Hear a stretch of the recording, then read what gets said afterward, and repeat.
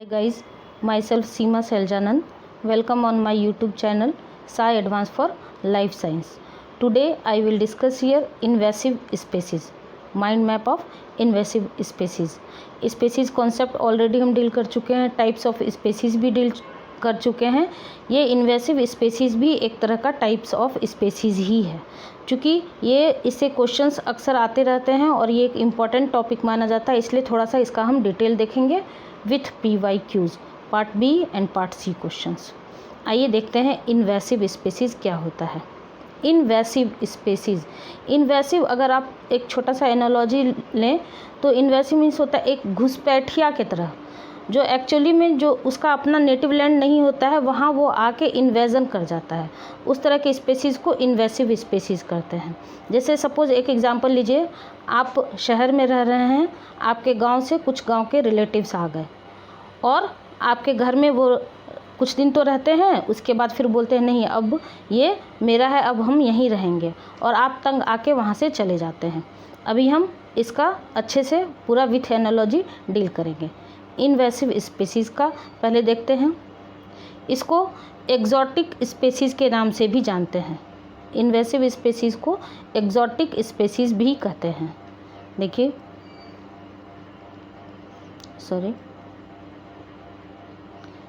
Invasive species को exotic species भी कहते हैं.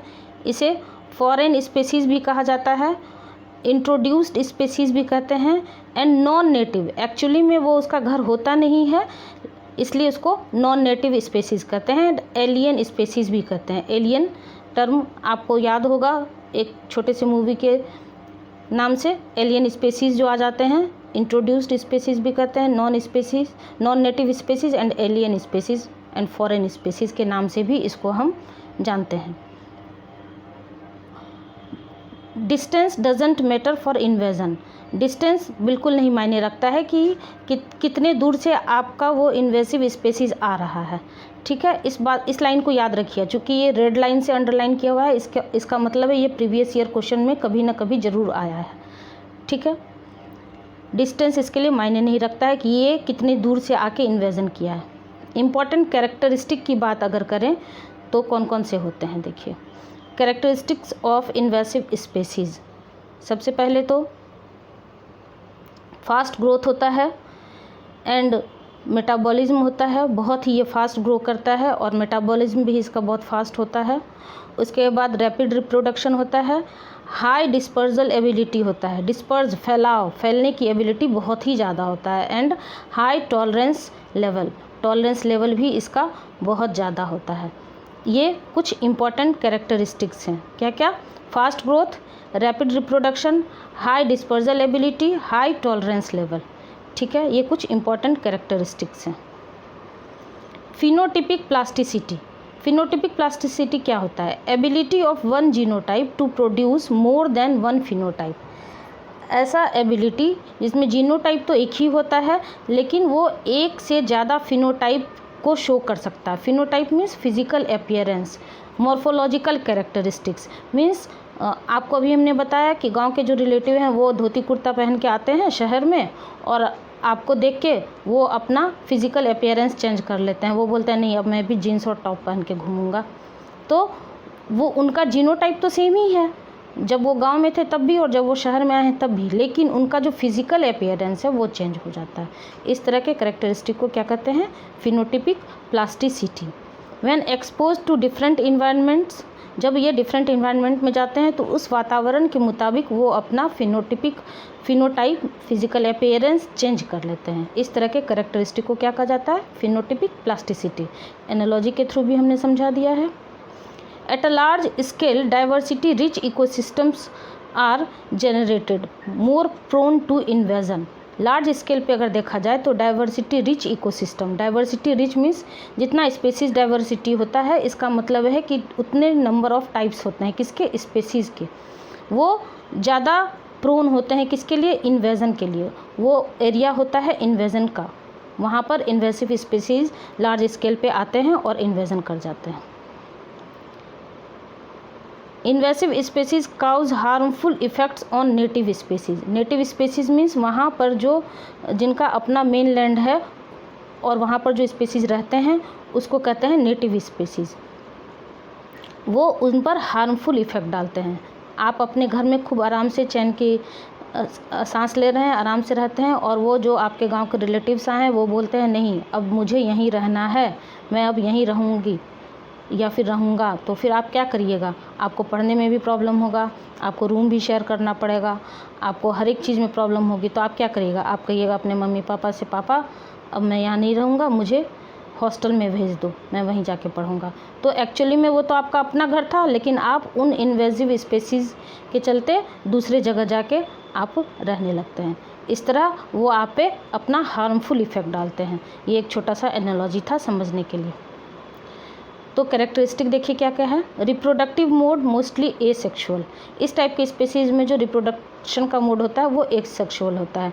क्यों? क्योंकि सेक्सुअल के लिए लाइफ पार्टनर की ज़रूरत होता है और भी बहुत कुछ ब्रीडिंग पीरियड स्पेसिफिक होता है, बहुत ही कुछ होता है। लेकिन जो एसेक्सुअल होते हैं वो बहुत ही आसानी से ग्रो कर जाते हैं, इसलिए रिप्रोडक्टिव मोड मोस्टली एसेक्सुअल होता है। स्पेसीज़ टाइप की बात की जाए तो मैक्सिमम आर सेलेक्टेड स्पेसीज़ होता है। दो तरह के स्पेसीज़ होते हैं, एक के सेलेक्टेड और एक आर सेलेक्टेड। यहाँ पर आर रिप्रेजेंट कर रहा है इंट्रिंसिक रेट ऑफ ग्रोथ। तो आर सेलेक्टेड स्पेसीज़ अगर यहाँ छोटा सा हम समझाने की कोशिश करें तो स्मॉल ऑर्गेनिजम्स के लिए आर सेलेक्टेड स्पेसीज़ लिया जाता है और लार्ज ऑर्गेनिजम्स के लिए के सेलेक्टेड स्पेसीज़ लिया जाता है।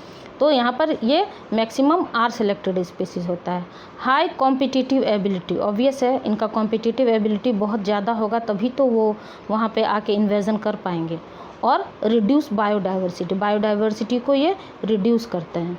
ये हो गया कुछ हार्मफुल इफ़ेक्ट किसका? इन्वेसिव स्पीसीज़ का ऑन नेटिव स्पीसीज़। एग्जाम्पल की बात की जाए तो आपको water hyacinth, lantana camara, bamboo, parthenium, जलकुंभी आपने देखा होगा यदा कदा यहाँ वहाँ कहीं भी बहुत सारा वो जो जहाँ स्टैग्नेंट वाटर होते हैं वहाँ पर आ जाते हैं। बैम्बू भी अक्सर उनको कोई एक स्पेसिफिक प्लेस नहीं चाहिए, वो भी जहाँ कहाँ हो जाते हैं।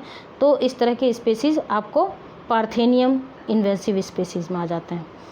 तो इस तरह से एक बार फिर से मैं रिपीट कर रही हूँ, इस टाइप के स्पेसीज़ को एक्जॉटिक स्पेसीज़ भी कहा जाता है, फॉरेन स्पेसीज़ भी कहा जाता है, इंट्रोड्यूस्ड भी कहा जाता है, non native and alien species भी कहते हैं।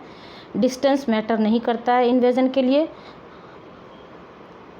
कैरेक्टरिस्टिक में fast growth and metabolism, rapid reproduction, high dispersal ability and high tolerance level.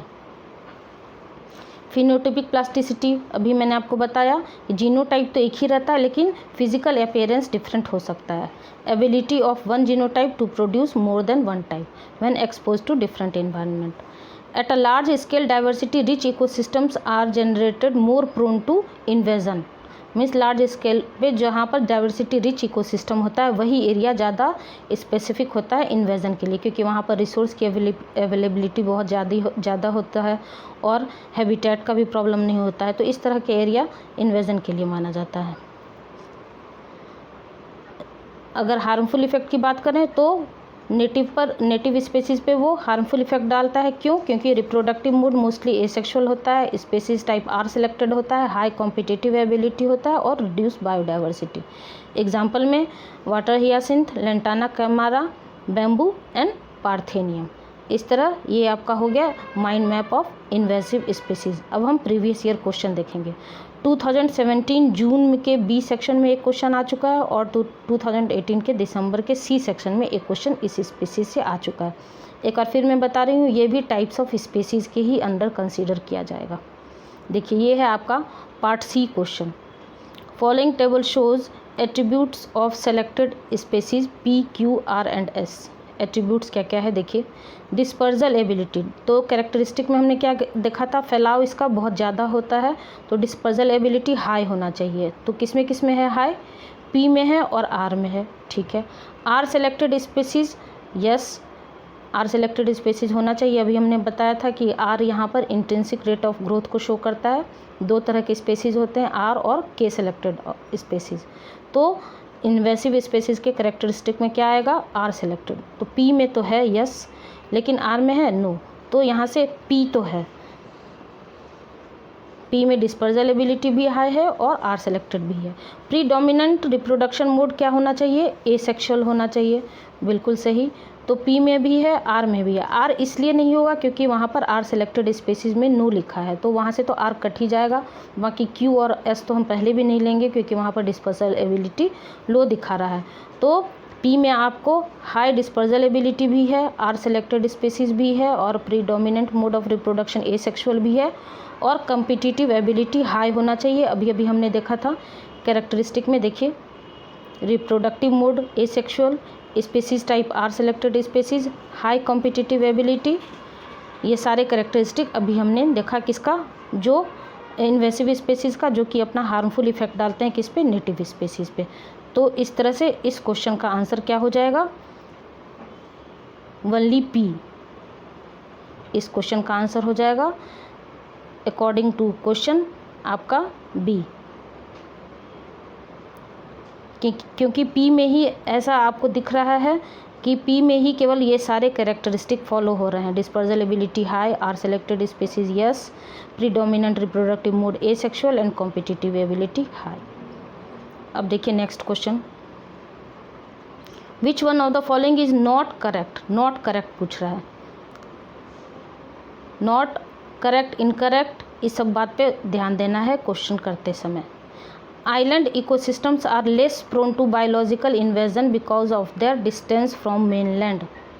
ये तो यहाँ से ही इनकरेक्ट बता रहा है, क्योंकि आइलैंड इकोसिस्टम मीन्स मेनलैंड से जो आइलैंड जो इकोसिस्टम होता है वो less prone to biological invasion होता है, क्योंकि डिस्टेंस मायने रखता है। तो हमने इन्वेसिव स्पेसीज का कैरेक्टरिस्टिक क्या देखा था अभी, distance doesn't matter for invasion. अभी हमने आपको बताया था कि डिस्टेंस मायने नहीं रखता है कि वो कितने दूर से आके इन्वेजन करता है, ये नहीं मायने रखता है।